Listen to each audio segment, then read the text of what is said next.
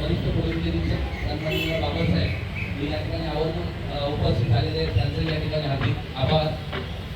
या ठिकाणी आपण सुपारीचा कार्यक्रम ही आपसातली बोलणी या ठिकाणी आपण थोडक्यात करणार आहोत।